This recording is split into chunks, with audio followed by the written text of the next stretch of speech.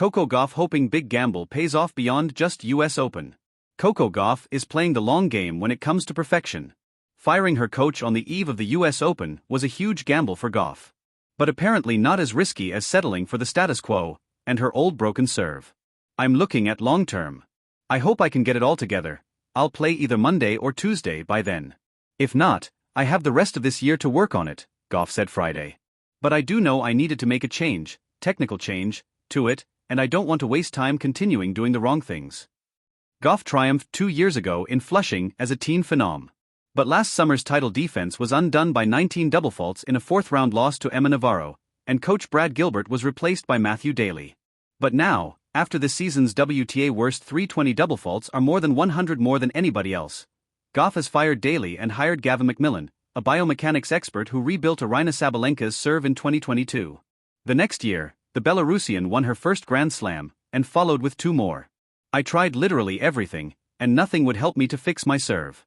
It was the last step before I'd say, okay, bye-bye tennis. I was so desperate, so I wasn't really doubting my decision, said Sabalenka, adding, but everyone is different, and I wish them both the very best and hopefully everything can work out well for them. Gauff will continue with longtime coach Jean-Christophe Forel, as well as McMillan. Third-ranked Gauff is 35-12 with a French Open crown this year. But for her, working out means winning more slams, even if it requires a step back in Flushing before taking several leaps forward later. I can be, okay, I'm doing fine and continuing playing the way that I'm playing. But I know where I want to see my game in the future. I'm not going to waste time playing the way I don't want to play, said Gauff. When I won US Open, I've been very vocal. I wasn't really happy with how I played the whole tournament, and that was a great result for me. For me, I just want to get better. I'm obsessed with the process of getting better. Sometimes, maybe it hurts because I get obsessed with it too much.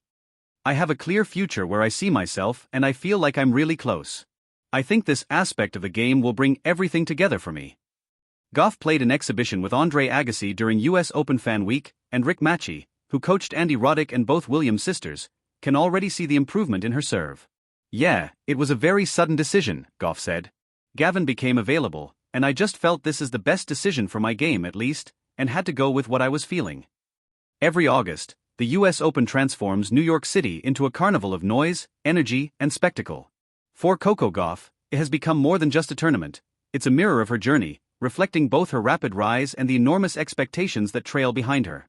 But this year, as she returns to Arthur Ashe Stadium under the blinding lights, Gauff isn't just thinking about lifting a trophy. She's thinking about something much bigger, the gamble she made on her future. The gamble. Weeks before the US Open, Gauff shocked the tennis world by announcing a coaching shakeup. Out went Matt Daly, the coach who had stood by her during key milestones. In came a biomechanics specialist, a figure drawn less from tennis lore than from the laboratories of athletic science. To many, it seemed a dangerous experiment. Why risk stability so close to a slam? Yet to Gauff, the move was not about immediate comfort, but long-term evolution. I don't just want to be great for one season, she explained in a press conference. I want to be great for 10-15 years. That means I can't be afraid to make changes now, even if the timing looks crazy from the outside. The gamble wasn't about winning one tournament. It was about ensuring she had the tools to become the defining player of her generation. Playing for more than the present. Gauff already knows what it feels like to win in New York. Her triumph the previous year electrified the crowd and placed her firmly in the spotlight as the face of American tennis. But the pressure that comes with defending such a title is immense. In the past, she might have been content to focus solely on repeating that glory. Now, her gaze is broader. Of course, I want to win the US Open again, she said. But the changes I'm making are about the player I want to be in 5 years, not just 5 days. Her decision echoes the wisdom of champions past. Serena Williams reinvented her serve. Novak Djokovic transformed his diet and team. Roger Federer retooled his backhand late in his career. Each gamble carried risk, but each also prolonged dominance. Gauff, still only 21, is starting earlier than most. The anatomy of change. The adjustments she's making go beyond strategy. Her new coach has her training with sensors, analyzing her serve mechanics frame by frame. Her footwork drills look more like track and field warm-ups than tennis practice. The focus is on efficiency, balance, and minimizing wasted energy. For a player whose greatest weapon is her speed and defensive counterpunching, these refinements could be revolutionary. If she learns to harness her explosiveness with precision, she could become nearly unplayable, fast enough to track down impossible balls, yet fluid enough to strike with power at the first opening. Still, major technical changes often come with growing pains. At the Open, double faults or missteps may creep in as she adjusts. Gauff knows it. There will be mistakes, she said, but that's part of the process. I'm not afraid of short-term bumps if it means long-term success. The critics. Not everyone is convinced. Chris Evert noted, big changes like this usually take time, you don't see results overnight. John McEnroe was more blunt, it's gutsy, but it could blow up in her face. Even fans are divided. Some applaud her for taking control of her future. Others worry she's tampering with success at the worst possible moment. But if there's one thing Gauff has never shied away from, it's scrutiny. Since her debut at Wimbledon as a 15-year-old, she has lived under the microscope, every move dissected. Perhaps that's why she embraces the gamble so openly, because she knows she'll be judged either way. Beyond New York.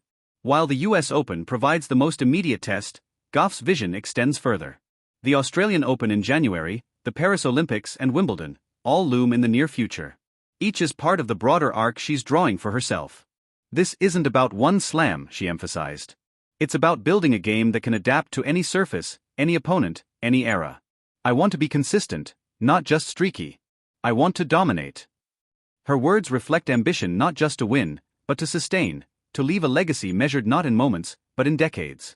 Pressure of the present. Of course, all long-term dreams must survive the test of the present. In New York, every double fault will draw gasps, every shaky service game will prompt speculation. Reporters will question her new setup, pundits will debate whether the gamble was wise. But Gauff seems oddly liberated by it all. The pressure is going to be there no matter what, she said. People are always going to talk. So why not do what feels right to me? It's the mindset of someone who has accepted that scrutiny is inevitable, and chosen not to let it dictate her choices.